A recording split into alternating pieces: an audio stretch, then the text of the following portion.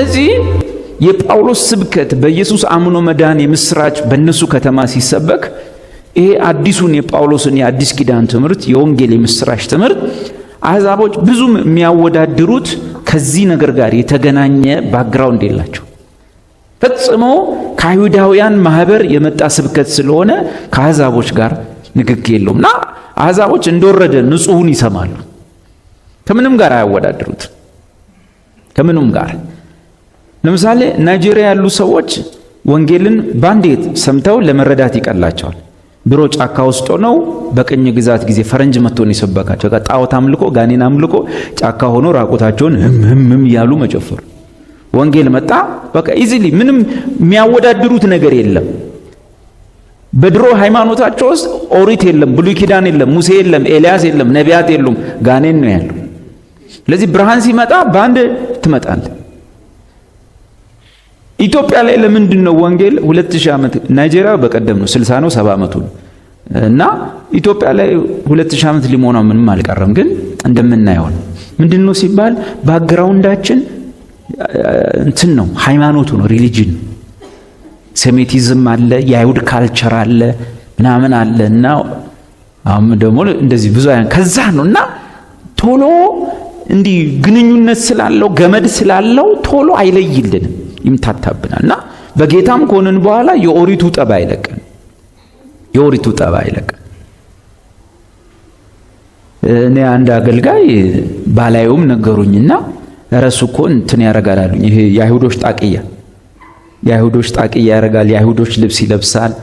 ልጁ ደግሞ ፈላሻ ነው እንዳልል የደቡብ ልጅ ነው፣ ፈላሻ ነው እንዳልል ማለት ነው።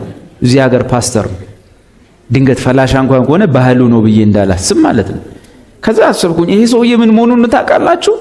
የአይሁዳውያንን ልብስ ፎጣቸውን ጣቂያቸውን ሲያደርግ ስፒሪቹዋሊ ግሮ ያረገ ይመስለዋል፣ ያደገ ወደ ልዩ በረከት የገባ ነው ይመስለው። ይሄ እኮ ሰው ያቆለቆለ ነው። ለምን? አይሁዶች በዛ ውስጥ ያላገኙት የተሻለ ክብር መጥቷል፣ የተሻለ የሚበልጥ ነገር መጥቷል። ሰውየው እኮ ከክርስቶስ ወደ ሙሴ ከሆነ ብቻ የሚንሸራተተው ነው፣ ከጎልጎታ ወደ ደብረ ሲና። አያችሁ፣ ክብር አይደለም አይሁዳዊነት ክብር። ጳውሎስ ምን አለ? ከዚህ በኋላ መገረዝም ቢሆን አለ መገረዝ ምንም ጥቅም የለውም። እንደውም በግልጥ አይሁዳዊ የሆነ ከዚህ በኋላ አይሁዳዊ አይደለም። በስውር አይሁዳዊ የሆነ ክርስቲያን እኮ በእጅ የተገረዘው አይሁድ ሳይሆን በስውር በመንፈስ ቅዱስ በኢየሱስ እጅ የተገረዘው እሱ ነው አይሁዳዊ ብሎ የሚበልጥ ነገር አመጣ እኮ። ግን ምንድነው? ይስበናል፣ እንንሸራተታለን፣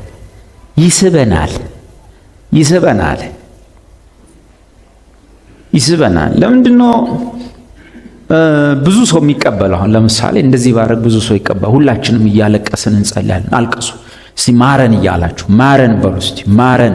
ዛትሚስ ምን ታውቃለህ? ማረን ጌታ ሆይ፣ ማረን ጌታ ሆይ። ዛትሚስ ምን ታውቃለህ? እግዚኦ ማረነ ክርስቶስ፣ እግዚኦ ማረነ ክርስቶስ። በግዕዝ ማለት ነው። ለምንድን ነው የተመቸን ሲባል ከድሮ ስንመጣ ድሮ የነበርንበት ሃይማኖት ይሄ ነገር በጣም አለ። እግዚኦ እግዚኦ እግዚኦ እግዚኦ ማረነ፣ እግዚኦ ማረነ። አሁን በአማርኛ ታደርገዋል። ማረን በሉ እስቲ፣ ማረን ጌታ፣ ማረን ማረን። እሺ ገብቷል። ለምንድነው እንትን የሚባል ሲባል በጣም ሃይማኖት በጣም ገመዱ በጣም ጠባቅ። እግዚአብሔር እንዲህ ካልቆረጠልህ ከባድ ይስባል እና ደግሞ ደስ ይላል። ኢየሱስ ሉቃስ 5 ላይ ምን አለ መሰላችሁ? ታውቁታላችሁ። አሮጌውን የወይን ጠጅ እየጠጣ የቆየ ሰው አለ አዲሱን የወይን ጠጅ አይፈልግም። ለምንድን ነው አዲሱን ማትፈልገው ሲሉት አሮጌው ይጣፍጣል ይላል። አሮጌው ምን ይላል? ይጣፍጣል። በጣም ነው ይጣፍጣል። አሮጌው ምን ይላል? ይጣፍጣል። ስብከት ላይ ራሱ ይጣፍጣል። በእግዚአብሔር ቀኝ ተቀመጣችሁ ዳዊት ጎልያድን በረገደው ግንባር። ኦኬ፣ አሮጌው ምን ይላል? አቤት ይጣፍጣል። የኃጢአታችሁን ስርየት ተቀበላችኋል፣ በደሙ ጸድቃችሁ በእግዚአብሔር ቀኝ ተቀምጣችኋል። እግዚአብሔር ካረዳህ አሜን አትልም። ቀይ ባህር ተከፈለ።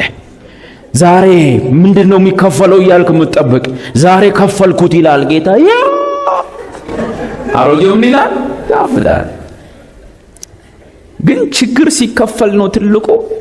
ማይከፈል ነገር እኮ አለ። በሙሴ ጊዜ ያልተከፈለ ነገር ኃጢአት የሚባል ጦስ። ሙሴ እኮ ከነ ኃጢአቱ ከተራራ ማዶ ቀረ። ባህር ከፍሎ ምናምን ሁሉ ታልፎ ሳይወርስ ቀረ። አንተ እኮ ምንም ባህር ምናምን በቃ በቆምክበት ከኃጢአት ጸደክ። ለዚህም ይመስለኛል የሚቀልብን ጸደክን ያለኝ። አዎ እግዚአብሔር ይመስገን። አዮ ኢዝሊ ነው።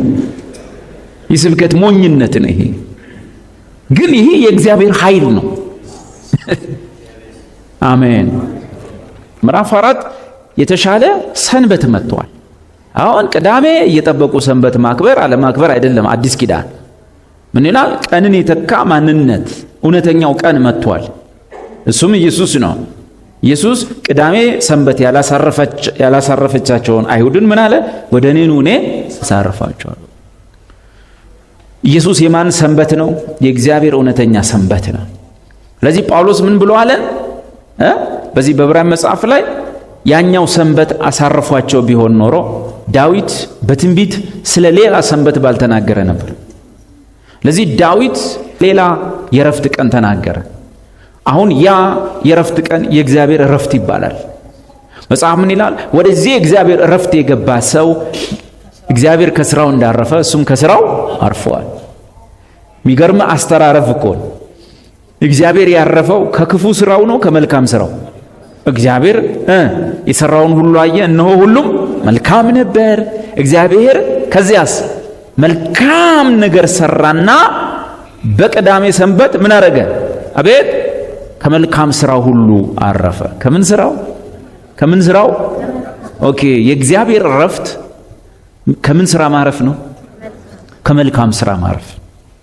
ልክ ወደ እግዚአብሔር ረፍት የገባ ሰው እግዚአብሔር እንዳረፈ፣ ሰይጣን ሲጀመር አያርፍም። እግዚአብሔር እንዳረፈ እሱም ከስራው አርፏል። ከምን አይነት ስራው መሆኑ? እግዚአብሔር እንዳረፈ አቤት ከመልካም ስራው ማለት እጸድቃለሁ ብሎ መልካም መስራት፣ እጸድቃለሁ ብሎ መንከራተት፣ እጸድቃለሁ ብሎ በጎ፣ እጸድቃለሁ ብሎ ድሃ ማብላት፣ እጸድቃለሁ ብሎ መልካም ስራዎች ላይ እጸድቃለሁ ብሎ። እንግዲህ አስቡ፣ እኛም ድሃ እንረዳለን፣ ግን ይህን ለእናንተ አልነግርም። ድሃ የሚረዳው ለምንድን ነው? በክርስትና ለመጽደቅ ነው ስለጸደቀ። ባጭሩ የሚያጸድቅ ስራ በዓለም ላይ የለም። የምን ስራ ነው ያለው? የጽድቅ ስራ። ድሃ ማብላት የጽድቅ ስራ ነው። ችግረኛ መርዳት፣ ማናቸውም በጎ ነገሮች ሁሉ የጽድቅ ስራ ናቸው። ግን የሚያጸድቅ ስራ እስካሁን በዓለም የለም። የሚያጸድቅ ስራ በአዲስ ኪዳን የተገለጠው። በብሉይ ኪዳን አትስረቅ፣ አትግደል፣ አታመንዝር፣ ድሃ እርዳ ምናምን ነው። ያ ሁሉ የጽድቅ ስራ ነው። የሚያጸድቅ ስራ ሊሆን አልቻለም። የሚያጸድቅ ስራ በአዲስ ኪዳን ተገለጠ። እሱም ኢየሱስ የነገረን ነው። ምን አሉ? ጌታ ሆይ ይሄ አብ እንድንሰራው የሰጠን ስራ ምንድን ነው አለ። ኢየሱስ ምን አለ? እንድትሰሩት አብ የሰጣችሁ ስራ በላከው በልጁ ማመን ነው አላቸው። ፕሬዝ ጋድ። ስለዚህ አንድ ስራ ብቻ ያጸድቃል፣ በላከው በልጁ ምን ማድረግ? ማመን። አብ የሰጠን ስራ እሱ ያጸድቃል። በመጽሐፍት የተሰጡን በጎ ስራዎች ሁሉ የጽድቅ ስራ ሲሆኑ እግዚአብሔር በልጁ የሰራውን ሳያምኑ መስራት ዋጋ ቢስ ያደርጋል።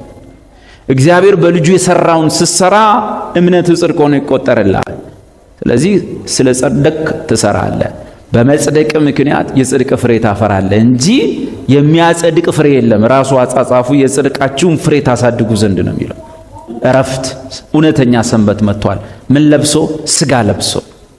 ስለዚህ ሰባተኛዋ ቀን ቀዳሚት፣ አዎ አንጨቃጨቅም፣ በብሉይ ኪዳን ሰንበት ነች፣ እረፍት ነች፣ ሰባተኛዋ ቀን ነች።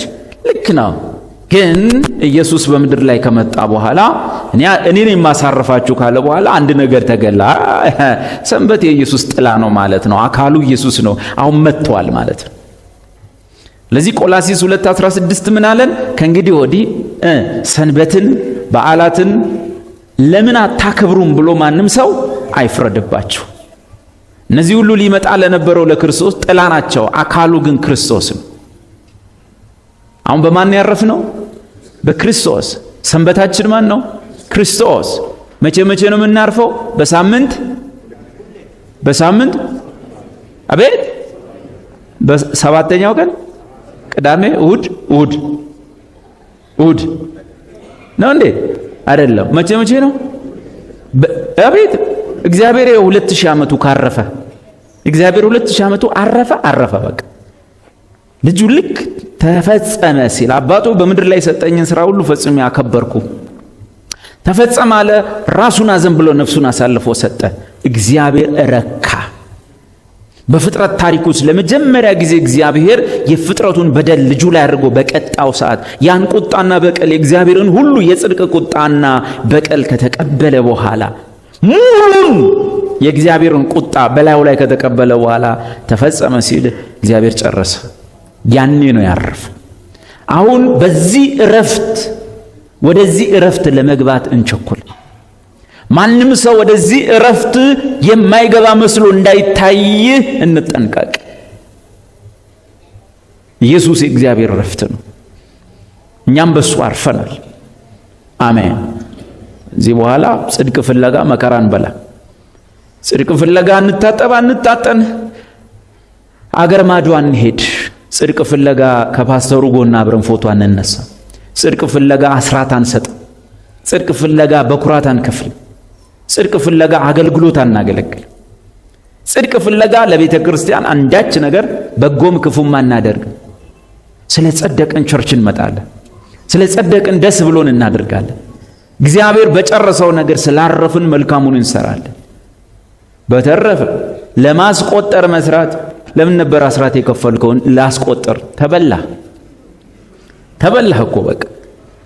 እኛ እኮ ከአስራት አልፈን ዛሬ እየገበርን ነው።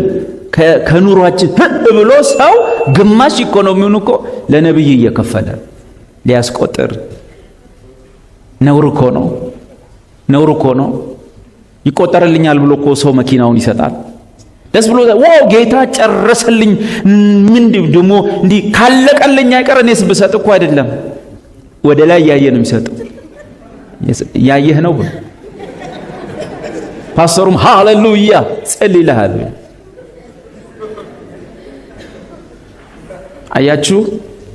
አያችሁ ነገርየው ቀላል ይመስላል፣ ግን መስቀል ላይ የተጠናቀቀውን ሥራ እንዳልተጠናቀቀ የሚያስቆጥር አደገኛ ወንጀል ነው። ከዝርፊያው በላይ ከሌብነቱ በላይ ሰውየው በክርስቶስ እንዳለቀለት እንዳያውቅ እንዳያርፍ አረግ ነው። ለማረፍ ወደኛ እንዲመጣ አረግ ነው።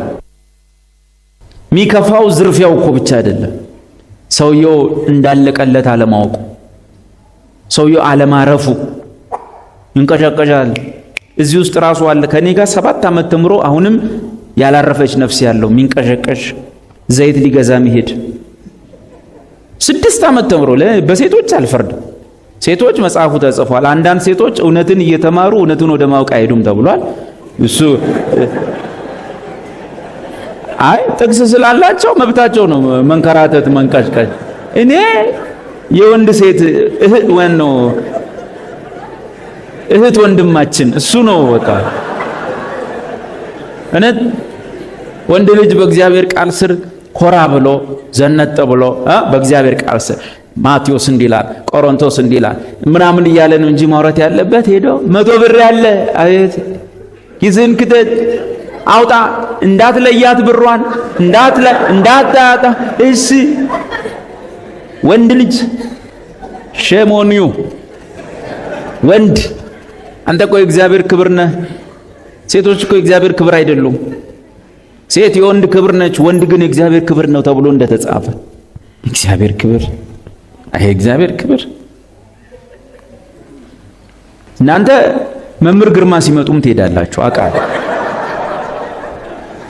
ከምሬ እኮ ደግሞ ሜዳዋ ላይ አይተናል። ኦ ማይ ጋድ! ኧረ ሰንበት ይሁንላችሁ። ኧረ በኢየሱስ ረፉ። ወንዱ እኮ ካረፈ ሴቱም ያርፋል። እኔ አልሄድም። እሺ አንቺ ገዝተሽ ነይ 1000 ብር ያው እኮ ነው። ምን ያው እኮ ነው። ዘይት ትገዛለህ በ1000 ብር። እሺ ጠንቆላ እና ክርስትና ተሰደበ፣ አፈርን። እኔ አንድ በቲቪ 2 ቀን ነው ምናምን አቀረበው አውቃለሁ። እኔ ዛን ቀን ማታ ኢሳት አሳየ፣ በቃ አሳየ። ከዛ በኋላ ጠዋት ምክንያቱም በዚህ በኩል ሙስሊም ነው ቤት ከኛ ቤት በግራና በቀኝ ሁለቱም ሙስሊም፣ ከፊት ለፊት ኦርቶዶክስ መደዳ ነው፣ በጎን የእስላም መደዳ ነው። እኛ መሃል ላይ በቃ የሚዘረፈው የሚሰረቀው ምናምን እውነት ይሁን እሱ መድኃኔዓለም ያውቃል። ግን ለማጠላላት እንደዛ እውነቴን ነው የምላችሁ። ጠዋት ላይ ስወጣ ደስ የማይል ስሜት እየሰማኝ ነው። ማለት እዚህ ሰፈር ሰዎች ማታ ይህን ፕሮግራም አይተው ይሆን? ከምሬ ነው የምላችሁ። የሆነ በቃ የሚያዩኝ ሁሉ መሰለኝ። ምክንያቱም እዛ ጋር እንጨት የሚሰሩ ልጆች አሉ፣ ፊት ለፊታችን ሱቅ አለ ምናምን እና ምክንያቱም ሁሉም ሰፈር ሁሉ እኔን ፓስተር ብሎ ነው የሚያገኝ። በቃ አየናችሁ እኮ የሚለኝ ሁሉ እየመሰለኝ ብትነግረው አይገባም።